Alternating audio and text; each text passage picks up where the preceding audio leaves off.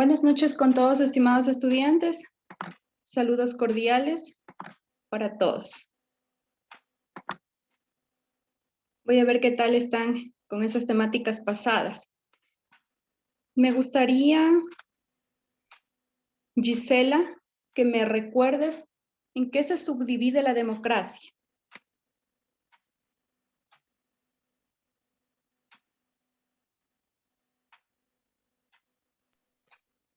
En la anterior clase vimos acerca de lo que es el consenso y disenso, demo que significa de pueblo, gracia que es la autoridad.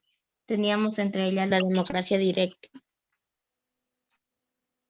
Muy bien. Adicional de la democracia directa.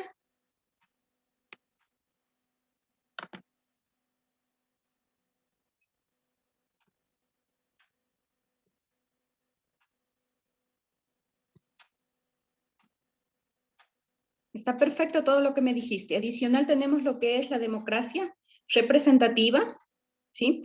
Y la democracia participativa, ¿ya? Entonces son tres tipos que se subdivide lo que es la democracia, ¿ya? Esto era un pequeño preámbulo hasta que se me terminen de conectar todos. 6, me faltarían 2. Esperemos que en el transcurso de la clase se me vayan conectando. Para esta semana, para culminar ya por cuenta esta semana, tenemos lo que son los ismos.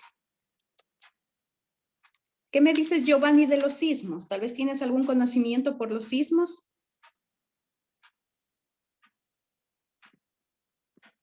Disculpe, ¿qué dijo? Giovanni, tal vez tienes algún pequeño conocimiento de lo que son los sismos. Ismos. No. ¿Ya? Voluntariamente, tal vez alguien.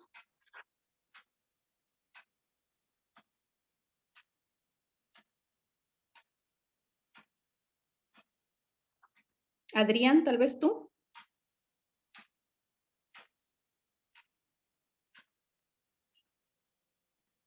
Cuando tuve una clase de historia, les pregunto a mis alumnos qué entendían por ismos. Y ellos, bueno, como siempre son ocurridos y todo, me dicen, es el movimiento, profe, de las placas tectónicas. ¿Ya? Entonces, no sé, como que la palabra a veces como que se la asocia. Le digo, no, le digo, son ismos, no sismos. Los sismos es el movimiento de las placas ¿No tectónicas, es el etcétera. burocratismo? Ya. Sí, se asemeja, por ahí vamos. Vamos a trabajar la temática, vamos a trabajar los ismos y la independencia. ¿Qué relación tiene la una con la otra?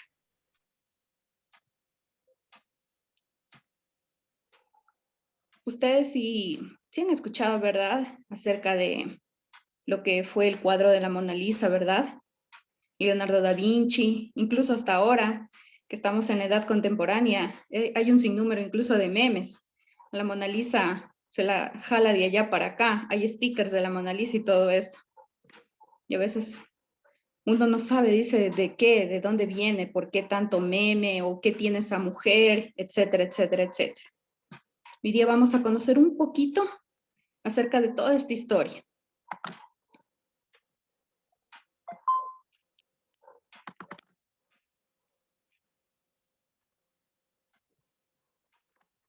Ya. Aquí tenemos lo que son los ismos, nos dice, ¿sí? El significado de la palabra ismos significa un sistema, ¿ya? O una escuela, ¿ya? Pero se lo asocia muchísimo a lo que es el arte, ¿ya? Después me van a entender por qué. Aquí les puse una imagen de un retrato que me encontré, me pareció excelente para que más o menos vayan entendiendo a qué me voy refiriendo, ¿sí? Nos dice, el término ismos es utilizado principalmente para denominar a cualquiera de las tendencias o escuelas contemporáneas, cada una de las cuales proclama sus propias características que la diferencian una de la otra, ¿sí? Un estilo del otro. Cuando hablamos nosotros de la edad contemporánea es de la actualidad, ¿verdad? Del siglo XX y del siglo, finales del siglo XX, ¿ya? Y siglo XXI. Aquí nos dice diferentes tipos de ismos. En esta corriente de los movimientos renovadores de principios del siglo XX, de los llamados ismos, tenemos los movimientos que revolucionaron la manera de hacer y concebir el arte, ¿ya? Entre las principales tenemos lo que es el expresionismo, el cubismo, el futurismo, dadaísmo, ultraísmo, creacionismo, surrealismo, imaginismo y todas estas técnicas, todas terminan en ismo. ¿Por qué? ¿Ya? Porque son técnicas, ¿ya? Son técnicas de arte, ¿ya? Y para que vayan asociadas al arte, ¿ya? Tenían que asociarlo a lo que es el ismo, porque el ismo significa arte, ¿ya? En edad contemporánea, ¿sí? Entonces ustedes escuchan el dadaísmo, ¿ya? Entonces ustedes ya lo asocian allá, dadaísmo, ¿ya? Es del arte, es una pintura, son cuadros, es de la edad contemporánea, ¿sí? Ustedes ya escuchan el cubismo, es lo mismo, ¿ya? Es otra técnica, dicen ustedes, es de la edad contemporánea también, es, como se llama, autores, pintores, ¿ya? Pero es de la edad contemporánea y todo esto es arte, ¿sí? Son escuelas de arte de donde salieron grandes pintores. Ya, por ejemplo, tenemos el Picasso, el Pablo Picasso. ¿Sí? Vamos a trabajar solo 4 ejemplos, porque a mí más lo que me interesa, ya, es que más o menos sepan qué es el ismo, ¿ya? Ya son escuelas de arte, ¿sí? De la edad contemporánea del siglo XX, ya de la actualidad. ¿Ya? Todos estos grandes pintores, ¿ya? Ya han fallecido. Ahora tenemos ya los de ahora, los de actuales, ¿sí? Vamos a trabajar uno de los ejemplos. Nos dice el expresionismo. Ya fue un movimiento cultural que surgió en Alemania a principios del siglo XX, que se plasmó en un gran número de campos. Artes plásticas, arquitectura, literatura, música, cine, teatro y danza, fotografía, etc. ¿Sí? Dentro de lo que se refiere a esta técnica de lo que es el expresionismo, ¿ya? Mediante lo que son, por ejemplo, las pinturas que se realizan dentro del expresionismo, tratan de plasmar, ¿ya? Entre sus técnicas, por ejemplo, qué sé yo, por ejemplo, la tristeza, la melancolía, ¿sí? Casi todo en este tipo de cuadros se refleja casi los acontecimientos tanto de su vida como de la sociedad. Por eso se relaciona muchísimo los ismos con las independencias, ¿sí? Ya porque estos grandes pintores ya trataban de, en sus dibujos, ya representar lo que estaba aconteciendo, ¿sí? Por eso grandes pintores en sus retratos tienen, por ejemplo, manos, ¿ya? Y los indígenas labrando la tierra. Entonces ahí nos asocia a una edad media en donde el indigenismo fue la clase más explotada, los plebeyos, que eso ya trabajamos atrás, ¿ya? Lo que fue el feudalismo, ¿ya? Entonces por eso se asocia lo que es el ismo, el arte, con las independencias, ¿sí? Vamos a ver otra técnica. El futurismo, ¿ya? Esta es un poquito súper sencilla de futurismo, que viene del futuro, ¿sí? Es el primer movimiento artístico que organiza como tal. Se reconoce y se define en 1909 a través del manifiesto futurista. Se busca el escándalo, se admira la velocidad y la tecnología, las señas de identidad, el mundo moderno y se pretende romper con el pasado. Aquí estamos hablando de finales de un siglo XIX y inicios de un siglo XX, ¿ya? Entonces, el futurismo, eran mediante esos retratos, ¿ya?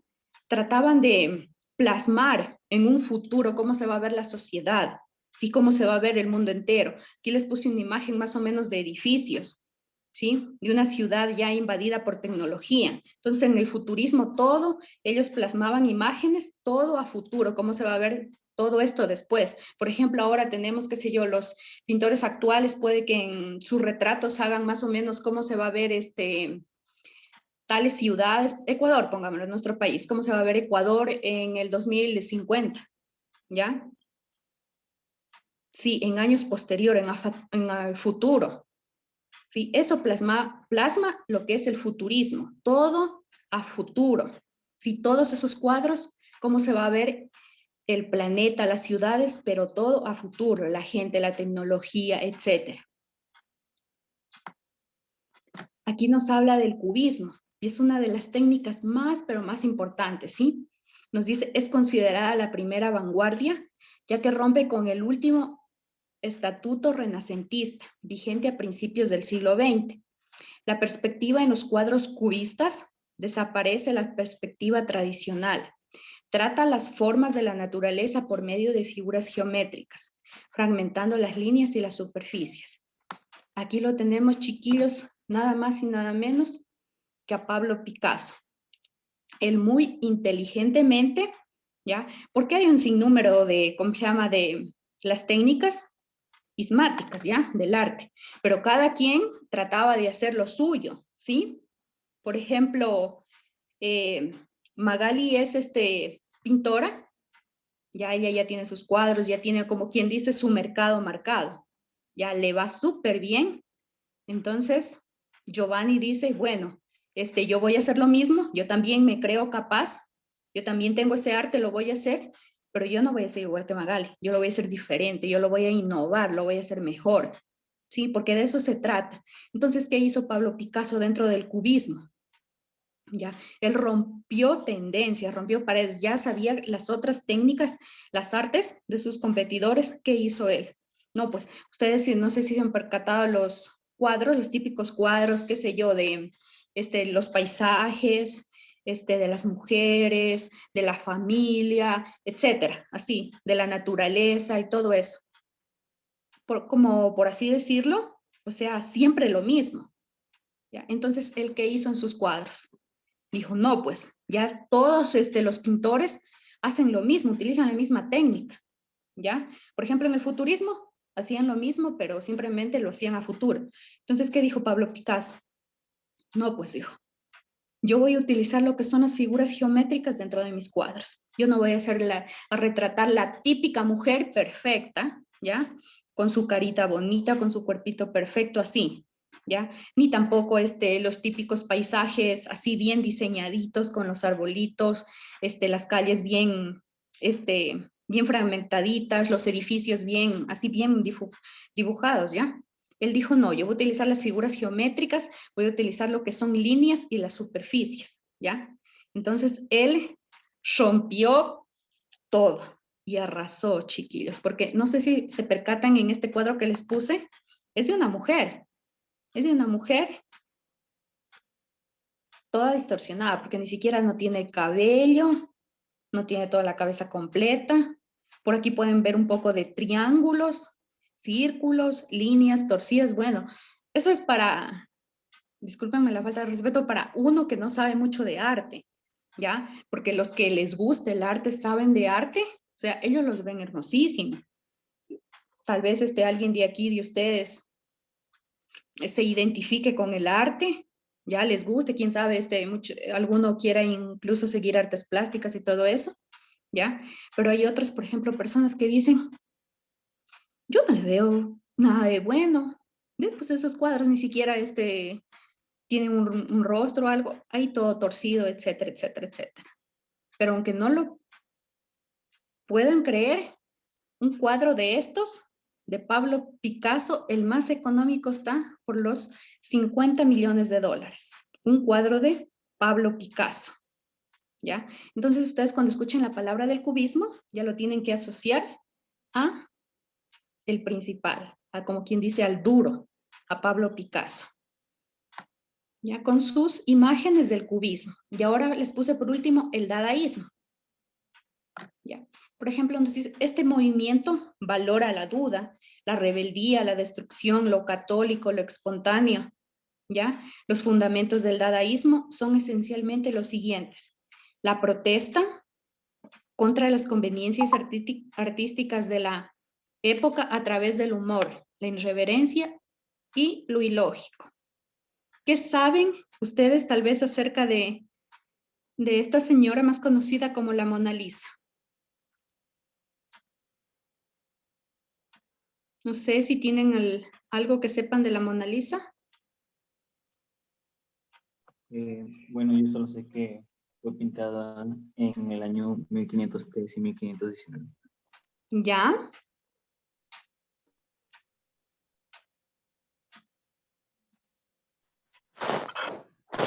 Muy bien, perfecto. ¿Quién la pintó? ¿O la retrató? Leonardo Da da Vinci. Vinci. ¿Verdad? Que fue Leonardo da Vinci. Él, vuelta, fue el que dijo, bueno, ya incluso ya el Picasso ya puso su cubismo, ¿verdad? Sus figuras geométricas. Él dijo, yo voy a plasmar en mis imágenes, ¿ya? A mí- A ver. No, él acá, disculpa.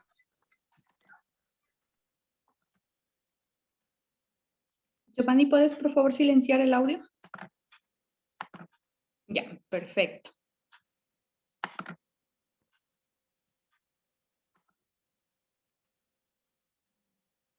Ya. En el dadaísmo, en cambio, Leonardo da Vinci dijo, yo voy a retratar la duda. Yo voy a plasmar retratos en donde no sepa, ¿ya? La gente qué doy a entender, ¿ya? Si es que en caso es rebeldía, destrucción, es algo que ver con lo católico, con espontáneo, tristeza, alegría, llanto. Él en sus cuadros quiso plasmar, dejar plasmado la duda, tal como lo es en la Mona Lisa, ¿ya? Que no se sabe a ciencia cierta esta imagen, ¿qué nos quiere decir? Hay unos que dicen que se nota, bueno, comentarios, por así decirlo, hipótesis, ¿ya? Que dicen que la Mona Lisa, bueno, incluso que es el mismo Leonardo da Vinci en mujer, ya que se retrató cómo se vería él en mujer. Otros dicen que es una mujer abandonada, triste. Otros queda la duda, ¿ya? Que quién fue la Mona Lisa, porque esa pregunta no está resuelta. ¿Quién es la Mona Lisa? Si existió o no existió. Ya este personaje hasta ahora se sabe que es algo ficticio, ¿sí? Y ni siquiera se sabe ciencia porque unos piensan que, qué sé yo, se demuestra tristeza en su mirada, ¿ya? Otros dicen que es una mujer seria, etcétera, espontánea, etcétera. Pero a la final, tal y como lo quiso Leonardo da Vinci, en este cuadro de la Mona Lisa nos dejó plasmado lo que es la duda, ¿sí?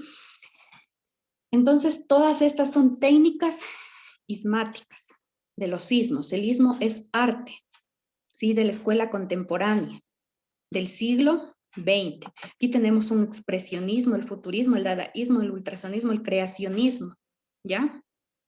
Dentro de lo que es el creacionismo también querían dejar, casi va por ahí, con la duda, al igual que Leonardo da Vinci en el creacionismo, también todos los retratos, ¿ya? O sea, son como no están plasmados a futuro ni nada por eso, simplemente son como algo que no se va a dar. Por ejemplo, hay un cuadro dentro del creacionismo, uno de los mejores cuadros que están relojes, ¿ya? Relojes, pero los relojes derritiéndose, ¿sí? Ustedes saben que el reloj, ¿qué nos demuestra? El pasar del tiempo, ¿verdad? ¿Ya? Y los cuadros son dos relojes derritiéndose, ¿sí? El surrealismo y lo que es el imaginismo. Ya, todos estos dentro de lo que son los ismos. Ahora, así como les digo, con el tiempo que estaban viviendo en ese entonces, todo lo que tiene que ver con los ismos, ¿sí? Son los pintores. Ya los pintores querían plasmar lo que ellos estaban viviendo, tanto en su hogar, en su entorno, como dentro de la sociedad e incluso del mundo entero. Por ejemplo, muchísimas independencias a nivel del mundo, las guerras que hubieron, ¿ya? Ellos plasmaban en sus dibujos, ¿sí? Hasta ahí tal vez está claro lo que son los sismos. todo quedó plasmado en los dibujos de ellos. No sé si han escuchado de la Frida. Una de las mujeres feministas a nivel mundial. Ella también es una gran pintora, ¿sí? Ella dentro de sus dibujos, por ejemplo, ella tenía problemas maritales. Se rumora supuestamente que, bueno, pues era engañada, infidelidades, etcétera, etcétera. Ya saben cómo es la vida marital, ¿ya? Y ella, todo ese sufrimiento que ella vivió, también fue atropellada, ya tuvo un accidente. Entonces, ella, toda esa depresión que sentía Frida Kahlo, ella lo plasmaba en sus dibujos, en sus retratos, ¿sí? Y eso es lo que hacen todos los pintores. Ya ellos plasman, retratan lo que están viviendo, así como les digo, en la familia y en el mundo entero. En sí, eso es lo que es los sismos, es de la edad contemporánea. Un cuadro de lo que son dentro de la escuela ismática de los sismos, un cuadro cualquiera de estos sobrepasa los 50 millones de dólares. Un cuadro de la Mona Lisa subastado en Estados Unidos, ¿ya? Lo pagaron por 250.000 millones de dólares. Imagínense, chicos, 250.000 millones de dólares, no miles de dólares, sino millones de dólares. Esto, por lo general, lo hacen personas magnates, multimillonarios, ¿ya? Obviamente que, por ejemplo, ahora también hay, pero cuadros de ellos, que fueron pintados por ellos. Y no es que, por ejemplo, un cuadro de Leonardo da Vinci, o de Picasso, o de Guayasamín, ¿ya? Que ellos les llevaba, qué sé yo, una semana, un mes, 2 meses, 3 meses, etcétera. No, ellos se tardaban 5, 7, 8 años en elaborar uno de estos cuadros. Sí, el de la Mona Lisa tiene un aproximado de 5 años. Retratar la Mona Lisa, ustedes han de decir, bueno, a los que no les gusta el arte, tanto por dibujar, 5 años en dibujar esa mujer, pero miren, y 250 millones de dólares este cuadrito de la Mona Lisa, de esta señora con las manitas cruzadas. Sí, entonces eso es los sismos, ¿sí? Los grandes pintores que nos dejó la edad contemporánea. Ahora imagínense, hay diferentes técnicas. Estos cuadros están pintados a mano, con óleo, etcétera. Son los acabados perfectos, ¿sí? Ahora imagínense cuánto tiempo les llevaría estos pintores, escultores, ¿ya? Trabajar lo que son las iglesias, las catedrales. Sin un cuadro se tardaban 5, 8 años. ¿Sí? Entonces, para que uno más o menos tenga idea de lo que sucedió en lo que es la edad contemporánea, ahora tenemos también un sinnúmero de pintores porque eso sigue, el arte sigue y no se va a acabar nunca. El arte viene desde la edad, claro, desde la edad antigua. Tenemos, por ejemplo, el que se retrató el cuadro de la Última Cena de Jesús, ¿sí?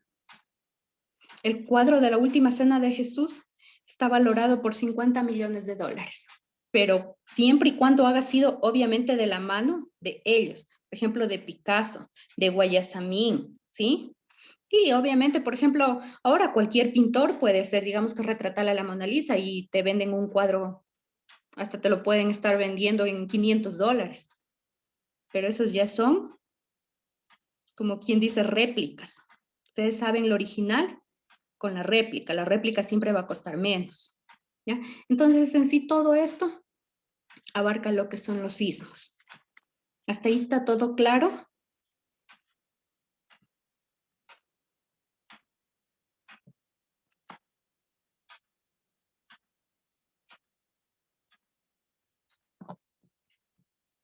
Ya. A ver, vamos contigo, Magali. ¿Qué entendiste por la clase? Por el pequeño resumen que les di. ¿Qué entendiste por los sismos? Este, que, que los sismos es todo lo que ha quedado plasmado en dibujos de los pintores de la edad contemporánea. Mm, ¿En qué siglo? En, en el siglo XX, ¿fue? Ya, exactamente, el siglo XX. Ya, eso en sí. Una pregunta puede ser, qué sé yo, eh, los sismos, ¿en qué siglo iniciaron? Y ahí les pueden poner, por ejemplo, unas 4 literales. Ya, siglo XVI, siglo XVIII, siglo XIX, siglo XX. Ustedes ya saben que es en el siglo XX, ¿sí? ¿Qué significa ismos? ¿Ya? El istmo es el arte, una escuela de arte, sistema de arte, ¿ya? Donde salieron un sinnúmero de técnicas, que es el expresionismo, cubismo, futurismo, dadaísmo, ultraísmo, creacionismo, surrealismo, imaginismo, que les pongan diferentes tipos de ismos en una pregunta, ¿ya? Marque, por ejemplo, los diferentes tipos de ismos, ¿sí? Y les pongan el cubismo, el futurismo, el dadaísmo, ¿ya? El creacionismo, ¿ya? Y, por ejemplo, les pongan ahí un gótico, un óleo, ¿ya? Ustedes tienen que darse cuenta que todos los que van a terminar en ismos son las respuestas correctas, ¿ya? Estamos, hasta ahí. Hemos terminado lo que es los ismos, ¿sí? Son conceptos súper pequeños y fáciles de entender. Ahora, como les dije en la clase anterior, vamos a trabajar lo que es el feriado bancario. Les voy a proyectar un poquito de video. No les preparé diapositivas porque ya hemos trabajado, creo que 2 clases seguidas con diapositivas, ¿sí? Entonces, diapositivas, y aquí trabajamos las últimas 2 clases que serían la próxima semana. La antepenúltima y la última clase trabajamos con diapositivas. Entonces, ahora les voy a proyectar lo que es un video de YouTube, ¿sí? Pondrán muchísima atención.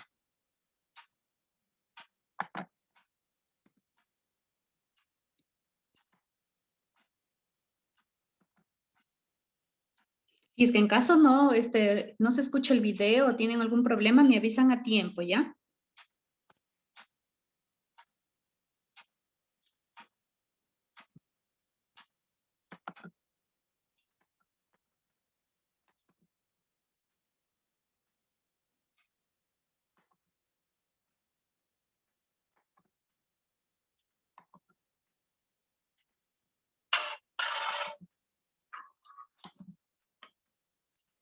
No les compartí volumen, disculpen.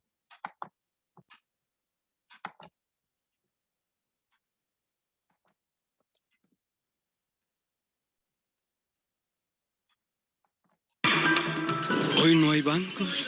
Imposible. Me está tomando el pelo.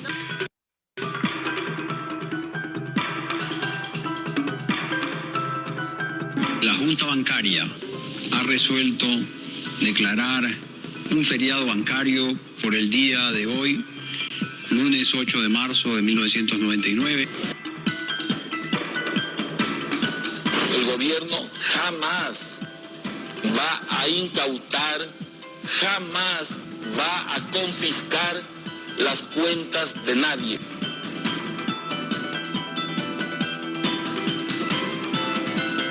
No vamos a tocar un centavo de nadie. Reclamamos nuestro dinero. ¿Quién se lo ha robado? El fruto de mi trabajo honrado en 84 años. 8 de marzo de 1999 inició la mayor crisis económica, social y financiera que marcó la historia de Ecuador. A continuación, ¿cuánto dinero se congeló? Sus efectos negativos en la economía. El Estado interviniendo 33 bancos, entre ellos el Popular, la Previsora y Pacífico, considerados los más grandes del país.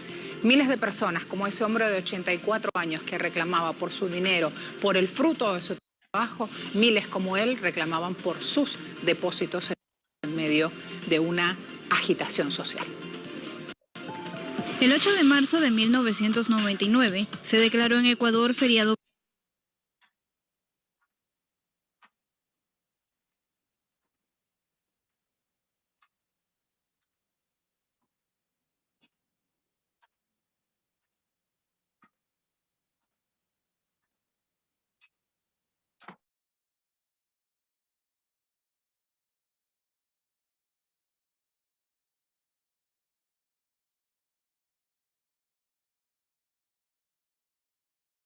Ecuador feriado bancario por un día, que finalmente duró 5, lapso en el cual todas las transacciones bancarias estuvieron suspendidas. A esto se sumó el decretazo del presidente Yamil Mahuad, que congeló por un año 1.840 millones de dólares en el sistema bancario privado, 681.1 millones en la banca offshore, así como 145 millones de dólares retenidos en las sociedades financieras cooperativistas y mutualistas. Un decretazo que tendría como fin el salvataje de la banca y que derivó en la mayor crisis financiera de Ecuador, que trajo consigo una pérdida de 8.600 millones de dólares. Las pérdidas sociales fueron mayores. El Estado, al asumir los costos, los transmitió a la población, aplicando mecanismos como la reducción de la inversión pública y la subida en los costos de los servicios. La inflación escaló hasta el 60%. La actividad económica fue de menos 8%, mientras que el desempleo aumentó del 9% al 17%. El sucre, moneda oficial de ese entonces, se depreció en 195%. Y con esto incrementó la pobreza, la indigencia, muertes, suicidios, así como el mayor éxodo obligado en la historia de Ecuador. Más de 3 millones de ecuatorianos migraron hacia Estados Unidos y Europa en busca de un futuro mejor. En enero de 2000, el gobierno decretó la dolarización a una paridad de 25.000 sucres por dólar. Y de allí en más, otra historia. Guillermo Lasso, ex banquero, dueño del Banco de Guayaquil, estuvo vinculado políticamente en esos hechos y en otros. El reincidente candidato a la presidencia cayó, hizo silencio y se benefició de la crisis. El Banco de Guayaquil, presidido por Lasso, fue la institución bancaria que más CDR canjeó. Los CDR eran los certificados de depósitos reprogramados emitidos por el Banco Central de Ecuador, que recibían los ahorristas por concepto de su dinero congelado. Certificados que cada tenedor podía canjear en los bancos, con una penalización de entre 40 y 60% de su valor real. La mayoría de las personas que necesitaban su dinero y que no podían esperar un año, acudían a los bancos a canjear dichos títulos. Pero si el ciudadano poseía $100 en vez de recibir ese valor total, se quedaba con apenas 40 o 60 dólares. En junio ya venía con la idea de que ya tenía reunido algo y ahora imagínense con todo lo que nos quitan y nos hacen perder. ¿A dónde iba a parar ese dinero restante? Al bolsillo de los banqueros, entre ellos Lasso.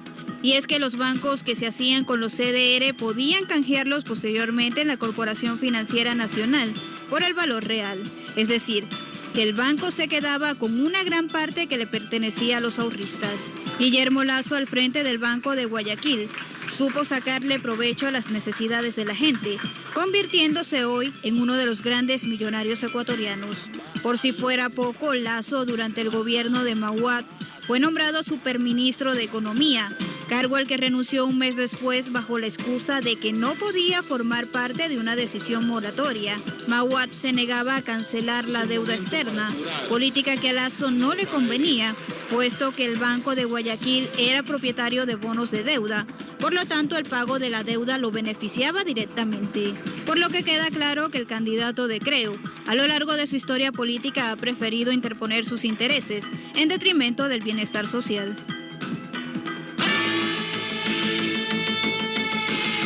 Señor, tenga compasión. Mi esposo está enfermo, es mayor de edad. Dios quiere que encuentre un trabajo allá. Mucho mejor, que Dios le ayude más. Que para uno es un dolor tan grande que se va. Tanto sufrimiento que nos causó a nosotros trabajar. Yo tengo 61 años, no soy retirado, pero he ahorrado mi plata trabajando y luchando. No vieron ellos la justicia. La justicia en Ecuador aún permanece impune en muchos de los casos donde el candidato presidencial Lasso está involucrado. A lo largo de este día vamos a seguir manejando este tema, llevándole un acercamiento histórico a los hechos para saber hoy, presente en el Ecuador de ahora, a quién entonces finalmente se elige y a quién se le da el voto en esa segunda ronda de elecciones en ese país.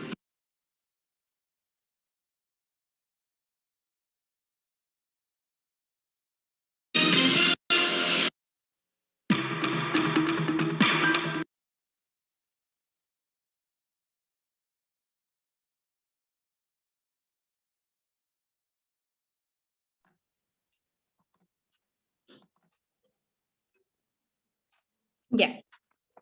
¿Sí me escuchan?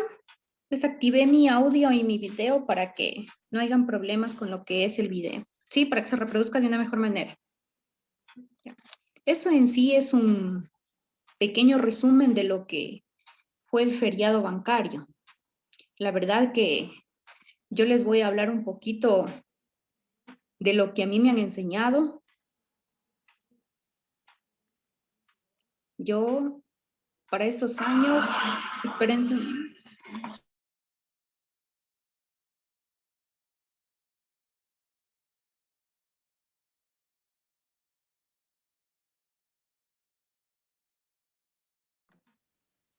Y ahora sí.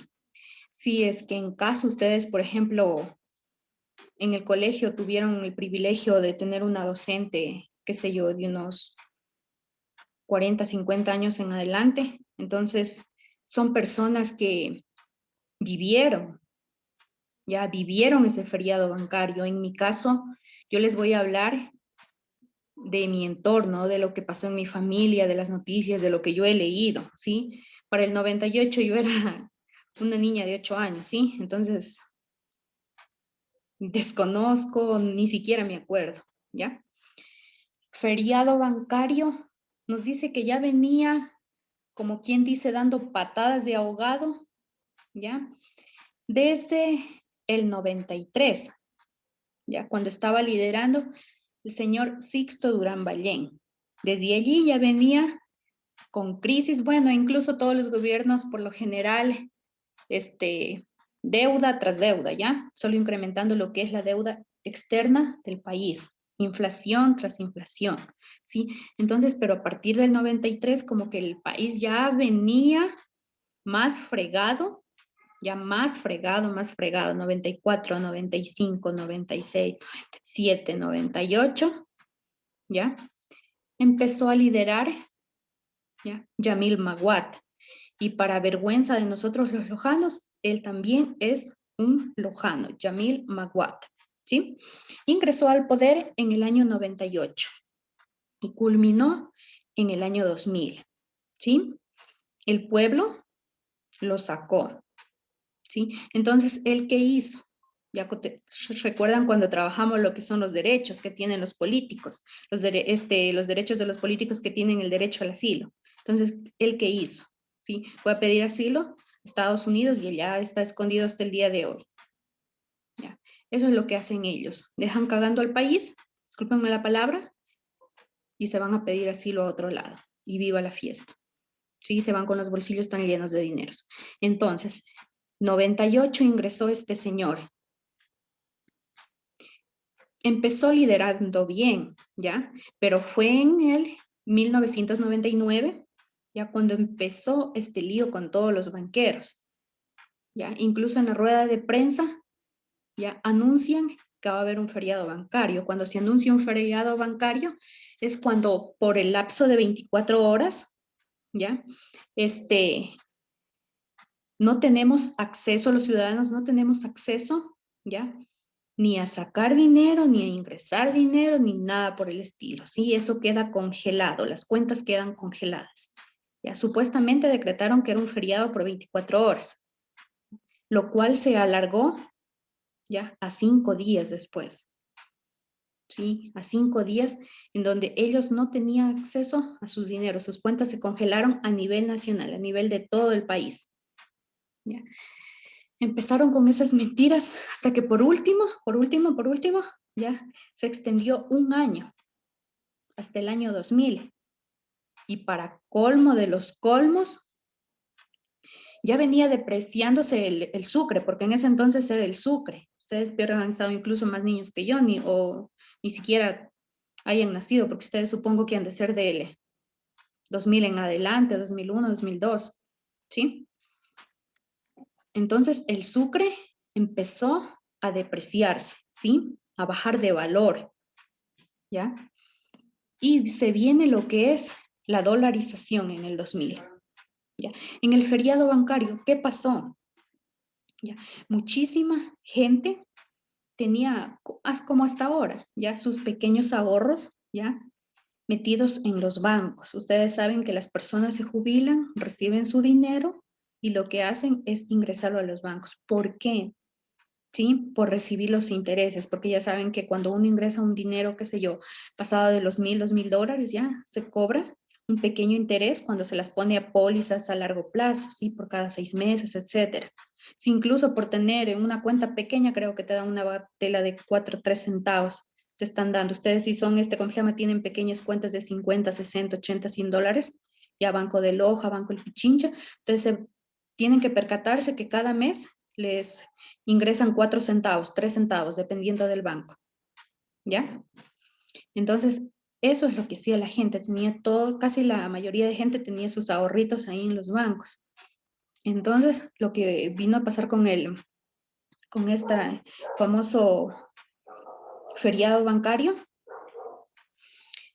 vienen a quebrar todos, la mayoría de los bancos. Ya al menos eso anunciaron ellos, al menos el Filambanco, que en ese entonces era uno de los bancos más grandes a nivel nacional, como ahora, por ejemplo, decirles el Banco del Guayaquil o el Banco del Pichincha, ¿ya? Entonces, este banco vino a quebrar, Filambanco, ¿ya? Dijeron, no tenemos plata, estamos en quiebra, punto. No sabemos qué hacer, ¿ya? La gente se desesperaba, lloraba, gritaba, hubo paros, salieron los indígenas, ¿ya? Porque los indígenas siempre han sacado la cara por todo el pueblo ecuatoriano desde años atrás, ¿ya? Vinieron el paro de los indígenas, todo el pueblo a las calles, ustedes ya saben cuál es ¿cómo se llama? Son las huelgas de hambre, etcétera, etcétera, los enfrentamientos, ¿ya? Pero nadie nos hacía caso omiso, ¿sí?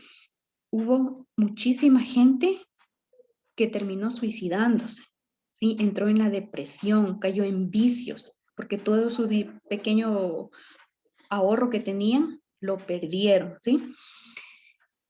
Entonces fue en estos años, 98, 99, 2000, 2001, 2002, 2004, cuando se dispara lo que es la migración. ¿Por qué? Porque quebraron los bancos, Filambanco se lavó las manos. Quebramos, no hay plata, punto. ¿Ya? ¿Qué hicieron? Le pasaron al Banco Central, al Banco del Gobierno, ¿ya? Para que ellos arreglen ese problema. ¿Sí? ¿Qué hizo el Banco Central del Ecuador? Ellos tampoco nos iban a hacer cargo del 100% de los dineros.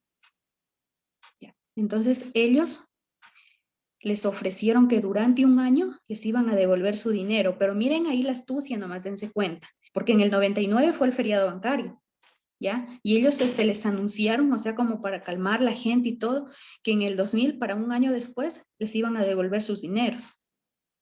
Qué sé yo, con un pequeño descuento, pero que tienen que esperar un año, ¿ya? Entonces, hubo gente que entró en depresión, así como les digo, se suicidó, se volvieron alcohólicos, se metieron a los vicios, etcétera, ¿ya? Había gente que no podía esperar un año a recibir su plata, que ustedes saben que la alimentación es del diario vivir, el estudio de los hijos, ya no podían esperar un año, ¿ya? Entonces ellos pedían a los banqueros, al Banco Central, ¿sí? Que les devuelvan su dinero. Entonces ahí muy astutamente ellos hicieron los EDRs, ¿ya? Que eran un certificado en donde ellos firmaban, los hacían firmar a los ahorristas, ¿ya? Que por ejemplo tenían 40 millones de dólares, ¿sí? Tenían ellos 40 millones de dólares en la cuenta, me equivoqué, de sucres, ¿sí? 40 millones de sucres tenían en la cuenta, ¿ya? Entonces, les entregaban, digamos que, si quieres el 100% de tu dinero, te esperas al otro año, te esperas un año. Entonces la gente se esperaba, ¿quieres tu dinero ahora? No te preocupes, firmas este EDR, ya este certificado, ¿ya? Pero nosotros te vamos a dar con un descuento de un 40%, ¿ya? O te vamos a descontar el 60% del valor total del ahorro. Así como lo dijo ahí en la rueda de prensa. Si es que eran $100 que tenías en tu cuenta, menos el 40%, imagínense, te estaban dando $30, $35. Peor el 60%. ¿Ya? Entonces, aquí vinieron la astucia del Banco de Guayaquil, que estaba liderado por, me olvido de ese señor Lazo, que él fue donde más EDRs compró, ¿ya? Porque el Banco Central, él lo que dijo, lo que anunció, después de un año les vamos a pagar, les vamos a devolver sus dineros. Eso es lo que dijo el Banco Central. Pero el Banco de Guayaquil, ¿qué dijo? Lazo ahí mismo brincó. ¿Qué dijo Guillermo Lazo? Dijo, yo lo voy a ayudar a la ciudadanía. Yo les voy a dar EDRs para todos los que ya necesiten su dinero ahora. Pero no eran los famosísimos EDR, eran los certificados con el descuento. ¿Ya? Entonces, si tenían 40 millones de sucres, ya les daban, qué sé yo, unos 15 millones ya, y ese otro dinero era para el bolsillo de él. Era para el bolsillo de ellos. ¿Sí? Imagínense a nivel del Ecuador, cuánto dinero retuvieron para ellos, para beneficio de ellos. Por eso es que ustedes lo deben conocer a Lazo, que todo mundo, no todo mundo, una pequeña parte no lo quiere. Sí, dicen ese banquero, que nunca más banqueros, etcétera, y están en contra. Fue por ese motivo, porque Lazo estuvo al frente. Incluso en el año que se dio, en el 1999, él fue nada más y nada menos, ya, que el ministro de Economía. Ya, él terminó el bachillerato. Y por influencias de los cuñados lo metieron a trabajar al Banco de Guayaquil. Se hizo propietario del Banco de Guayaquil. Ni a los 21 años él ya era multimillonario. ¿Cómo va a ser posible que un joven recién salido del colegio sea millonario en un año o en un año y medio? ¿Sí? Entonces, por eso es el rencor del pueblo hacia los banqueros, ¿sí?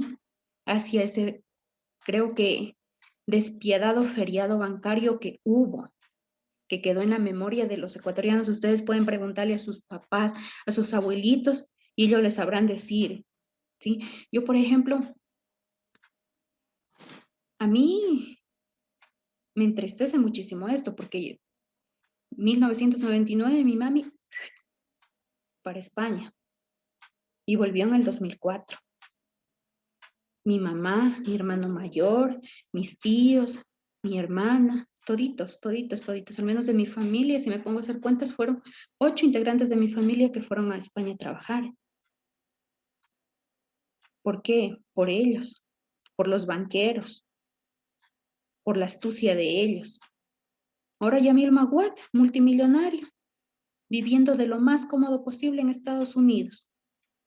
Guillermo Lazo, uno de los más millonarios que tiene el país, a costillas del pueblo ecuatoriano, por esos dineros que él retuvo, por los famosísimos EDRs. Y ahora los pobres ecuatorianos en los aeropuertos, los hijos cómo se aferraban a las mamás, a los papás, a los padres que se les iban a otros países, los llantos desgarradores en los aeropuertos por culpa de los banqueros, por culpa del expresidente Yamil Maguad. Tantas muertes que ellos cargan en su conciencia. Ya. Y para completar, el 2000, que supuestamente ahí les devolvían toda la plata. Ya. Hubo gente que sí, aunque sea, qué sé yo, con las justas, pasaron ese 1999, dijeron en el 2000, ya, por Dios, nos van a devolver toda la platita, todos los ahorros. Y en el 2000, como quien dice, vino la puñalada por la espalda. Se viene lo que es la dolarización. Ya estaba el sucre, pero ya depreciado. Se viene la dolarización. ¿Cuánto equivale? 25,000 sucres. Ya con 25,000 sucres, pues en ese entonces ajustaba tranquilamente para la comida, para comer, qué sé yo, una semana tranquilamente. ¿Ya? 25,000 sucres equivale a $1. Entonces, ¿qué hicieron? Se vino lo que es la dolarización, ¿ya? Se dolarizó el país. ¿Y qué hicieron ellos? Devolver los dineros, ¿ya? Pero los devolvieron en dólar. Fíjense la sinvergüencería de esos banqueros. ¿Qué más? Por no decir otras palabras, devolvieron en dólar. Entonces, qué sé yo, si ellos tenían ahorrado 100 millones de sucres, que en ese entonces era muchísima plata, ya tranquilamente les alcanzaba, qué sé yo, para comprarse terreno, carrito, una casa pequeñita, un carrito así, ¿ya? Te devolvieron en dólares. En dólar, qué sé yo, te vinieron a devolver unos $500. Con $500 vayan a comprar una casa. Con $500 vayan a comprar un carro para ver si les alcanza. ¿Sí? Entonces, de Sucre, que ellos tenían bastante ahorro en Sucre, tenían millones de sucres ahorrados, ¿ya? En dólares venía a reducirse así, a una miseria. Un ejemplo, es como que mi papá, que es jubilado, es profesor. Mi papá se jubiló hace 2 años, ¿ya? Del magisterio, digamos que la jubilación es de 50, 60, bueno, ahora ya no sé cómo estarán dando. Mi papi hubiera recibido los 50, porque ahora les están dando, les dejaron el sueldo íntegro. Hubiera recibido 50.000 millones de sucres, ya. Papi lo hubiera metido a pólizas para estar recibiendo el interés, un poquito más. Y después pasa la dolarización y mi papi coge y vengan y le den $400 de desmayarse. Eso es lo que hicieron estos sinvergüenzas. Viéndolo por otro lado, los que tenían ahorros en las cuentas, les pagaron en dólares, una miseria. Pero los que en cambio tenían préstamos en el banco, ¿ya? Ellos hicieron préstamos en millones de sucres, ¿ya? Ellos de vuelta salieron beneficiados. Porque ellos, por ejemplo, hay personas que hicieron préstamos de millones de sucres a un banco para comprarse una casa, ¿ya? Entonces, cuando fue el dólar, ellos pagaron ese préstamo al banco en dólar, ¿sí? Entonces, de ahí salieron, también es la otra cara de la moneda, pero eso fue pocos casos, salieron beneficiados. Yo tengo un conocido, por ejemplo, él había hecho préstamo en sucres para comprar casa en Loja, ¿ya? Y al momento de pagarla, y es la casa bonita, es de 3 pisos y todo así, y al momento de pagarla en dólar, él dice, creo que la casita dice, haciendo cuentas, dice, me había salido por unos, dice $3,000, dice así, una bagatela. Eso es un beneficio para esas personas, pero para las otras es todo lo contrario. Y eso en sí es todo lo que nos deja la dolarización. Ahí se dio el oleaje a nivel nacional más grande. Toda la gente desesperada por la grande crisis que había, emigró a Europa. Especialmente los 3 países que se asentaron fueron Estados Unidos, España, Italia. Escucharán bien.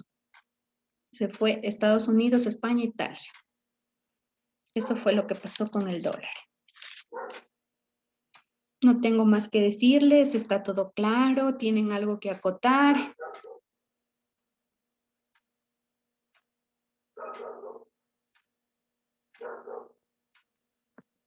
¿Qué me dice Sedilma del feriado bancario?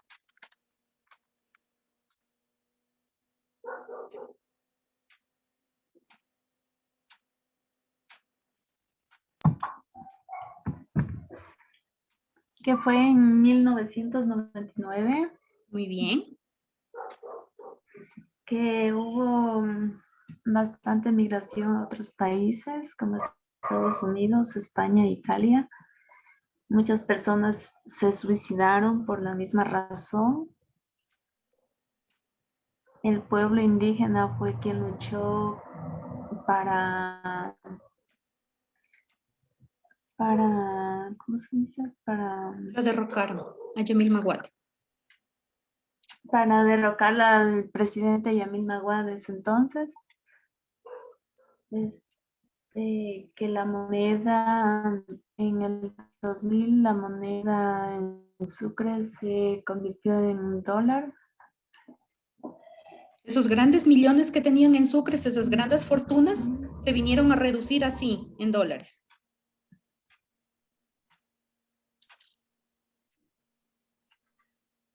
Perfecto, Dilma. Ya, eso es lo que nos deja en conclusión lo que es el feriado bancario, para que lo tengan muchísimo en cuenta, ¿sí? Cada quien ya respeto sus puntos de vista, etcétera. Ahora también está el señor Guillermo Lasso para segunda vuelta. Sí. Ya está para segunda vuelta otra vez. No se sabe la final. El señor está intenta, no se sabe cuáles serán las intenciones. Ahora de la banca de nuevo tratar de gobernar el país. 2000, en el 99 y 2000 nos deja, creo que, amargos recuerdos. amargos recuerdos. Quizá de ustedes tal vez les haya pasado y digan, mi mami también se fue a España, o mi mami también se fue a Estados Unidos a trabajar, o mi papá. También han de tener familiares. Yo sé que dentro de su círculo familiar, a alguno de ustedes les haya pasado que un familiar tuvo que ir a sudarla por allá, tantos años, fuera de su familia, fuera del país, a sufrir, ¿sí? Para poder enviar dinero y quitarle el hambre, como quien dice, a la familia. Entonces eso es todo, chicos. Les voy a hacer unas 3 pequeñas preguntas. Vamos a compartir, es súper sencillo. Por aquí está. Contemporáneo también. Claro, el feriado bancario es del 2000, es de la edad contemporánea. No se acaba. ¿Cuándo se acabará también? Siglo XXI se acaba en el 2099. En el 3000 pasamos al siglo XXII. Pasarán, mejor dicho, pasarán las nuevas civilizaciones, que nosotros ya no vamos a ver eso lastimosamente. ¿De ahí qué edad se vendrá de la contemporánea? Vamos. Resolución de problemas. Nos dice la crisis política de finales de la década de los 90 trajo consigo la profunda crisis socioeconómica del país. El deblaque, sí, del sistema financiero que condujo a un feriado bancario en el cual pulverizó la capacidad de gasto y ahorro de pequeños y medianos ahorristas. Tal evento modificó y aceleró los patrones migratorios ecuatorianos hacia el exterior. Con base en el texto, ¿qué relación existió entre la crisis descrita y la migración ecuatoriana? 3 literales, ¿cuál es la correcta?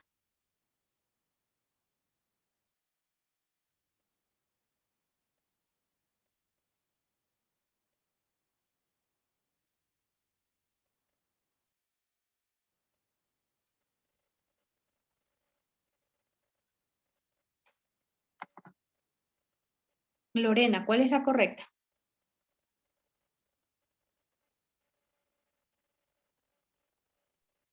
Literal 3. Perfecto. Es algo obvio. Los problemas económicos afectaron la capacidad adquisitiva de las personas, lo que motivó la salida de la población urbana, en su mayoría mujeres, hacia Norteamérica y Europa. Respuesta correcta, literal número 3.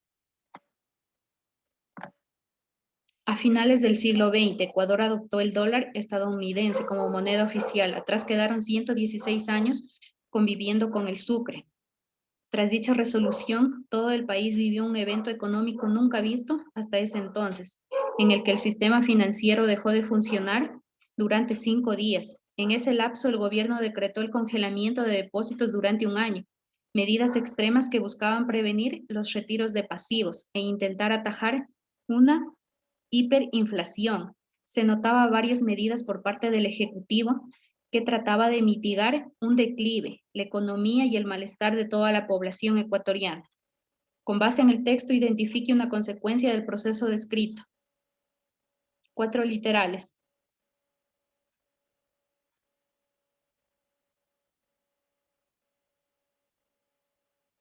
Giovanni, respuesta correcta. El tercero. El tercero, altos índices de inflación interna. Ya. También se dio lo que es la inflación. Ya les voy a topar ese tema para concluir, ¿sí? Es la masiva, igual que la respuesta anterior, ¿sí? No que con otro relato, pero a la final es la misma respuesta, la masiva migración que hubo hacia el extranjero. Sí, el petróleo no tiene que ver. La segunda nos dice la masiva migración interna en el país. Dentro del país, no. ¿Ya? Esto fue una migración al extranjero, al exterior. El tercero nos dice altos índices de inflación interna. Sí, hubo inflación también. ¿Sí?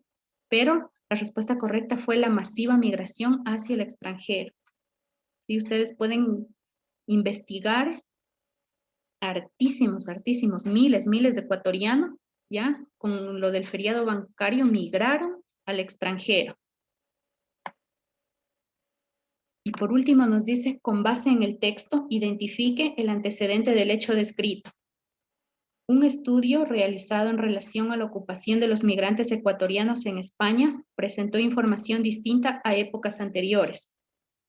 Previo a viajar a dicho país, gran parte de la población migrante ecuatoriana se dedicaba a actividades profesionales y técnicas, 38.6%, mientras que una vez que en el país europeo, el 54.3% se dedicaron a servicios personales, lo cual implica una población migrante sobrecalificada en aquella temporalidad.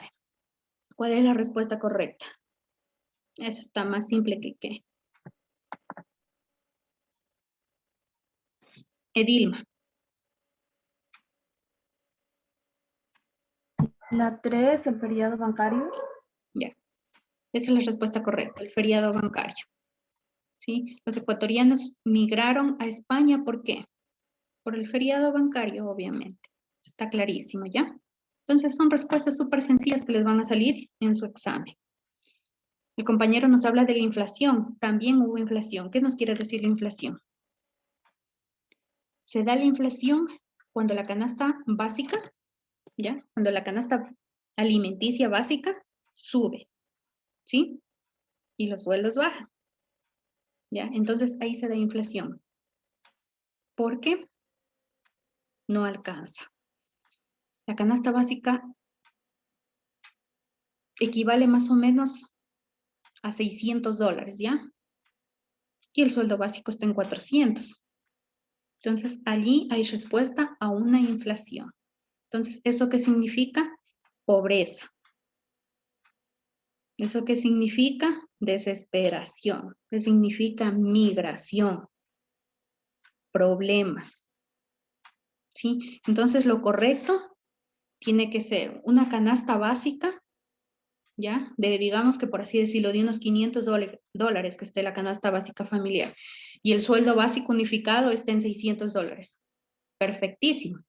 Porque se supone que me voy a gastar $500 en la canasta básica y me van a sobrar $100 para ahorrarme.